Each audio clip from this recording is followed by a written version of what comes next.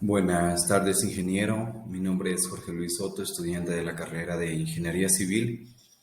El tema que vamos a abarcar es sobre los tipos de bases estabilizadas y tipos de polímeros utilizados en los pavimentos.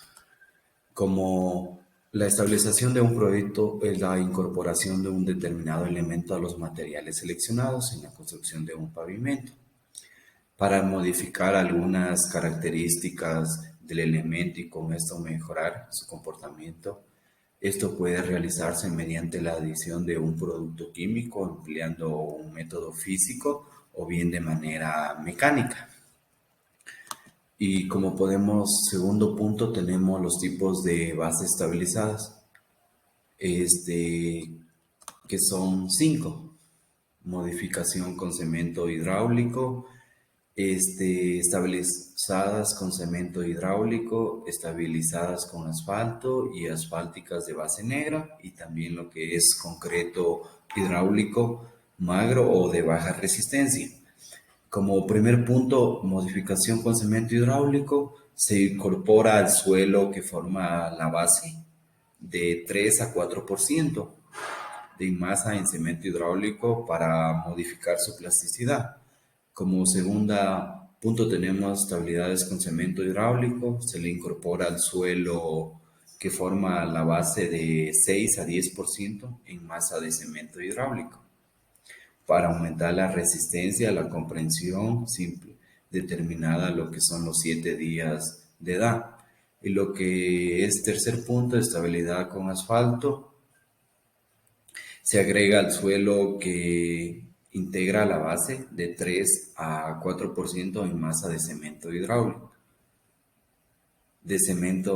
hidráulico para mejorar su comportamiento mecánico y disminuir la plasticidad.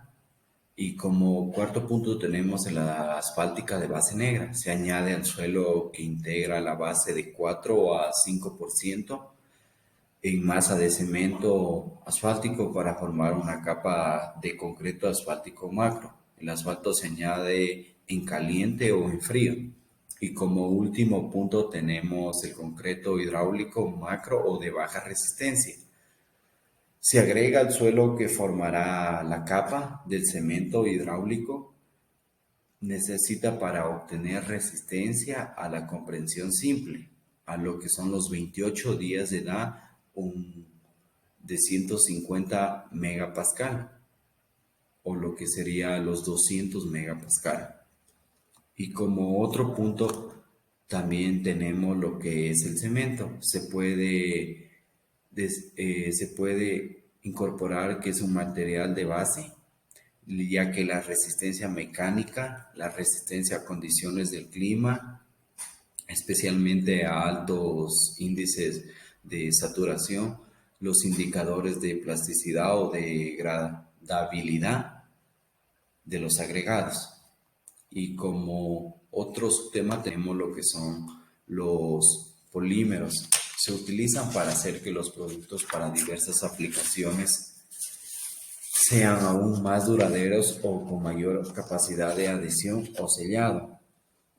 En términos de infraestructura vial, con la utilización de polímeros para la construcción de carreteras se puede variar los diseños y reducir el consumo de áridos, mejorando el comportamiento estructural de las vías, bien que sean empleado o los polímeros sobre las estructuras de soporte, como son la sublazante, la base y la capa final de la rodadura. Se nombran los polímeros y son de gran utilidad sobre algunas estructuras las cuales han intervenido mecánicamente y han arrojado buenos resultados, tanto estructurales como arquitectónicos. Pues las geomallas, como podemos ver en esta imagen, que es una geomalla, son de gran utilidad para la estabilización y impradización de taludes y vías, una muestra visible de la polivalencia de los polímeros en la infraestructura vial. Como podemos darnos cuenta, también tenemos lo que son los tipos de polímeros.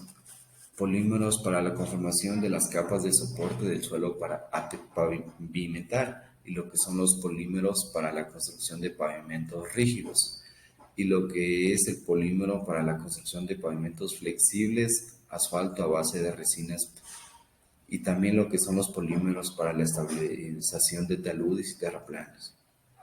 Como podemos darnos cuenta, este tipo de polímeros para la construcción de vías pavimentadas, especialmente sean de tipo rígido o flexible, es necesario mirar antes que nada la estructura de soporte para la carpeta de rodadura, evaluando su rasante, capa de la subbase y la base granular, de tal modo que se pueda garantizar un buen comportamiento estructural de la vía al ser puesta en servicio y sometida a cargas vehiculares para la cual haya sido diseñada. Un pavimento con deficiencia en su estructura de soporte refleja los daños en la capa de rodadura, bien sea a través de lo que es el hundimiento de placas, las grietas que se dan sobre los baches y las ondulaciones prolongadas en el asfalto. Fiel reflejo, como ya podemos darnos cuenta y he mencionado, de una estructura de soporte insuficiente frente a los solicitantes de lo que es el flujo vehicular. Y como otro punto tenemos también lo que son los principales modificadores utilizados en los materiales asfálticos. Como podemos darnos cuenta, tenemos tres: el polímero tipo 1, tipo 2 y tipo 3. El polímero 1 es fabricado con base de bloques de estreno, el polímero 2 fabricado con base en un polímero de tipo elastomera y el polímero tipo 3 fabricado con base en el producto de la molinda de neumáticos. Como podemos darnos cuenta, el polímero de tipo 1 es un modificador de asfalto que mejora el comportamiento de mezclas asfálticas tanto a altas como a bajas temperaturas. Y el polímero 2 es un modificador que sería lo contrario del polímero tipo 1, pero este sería a bajas temperaturas. Y lo que es el polímero tipo 3 es un modificador de asfalto que mejora la flexibilidad y resistencia a tensiones de mezcla asfálticas. Y como conclusión de todo este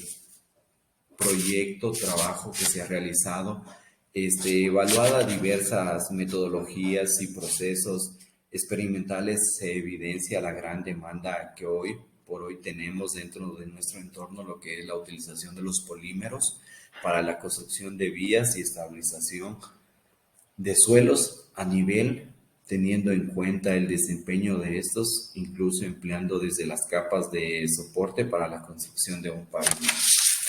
Y contestando a las dos preguntas que tenemos, podemos darnos cuenta que dentro de un trabajo de tesis, sería de mucha utilidad enfocarnos un poco más a este tema, ya que esto en nuestra vida práctica como ingenieros civiles se da mucho a utilizar y es un método que tiene demasiada factibilidad para los proyectos viales.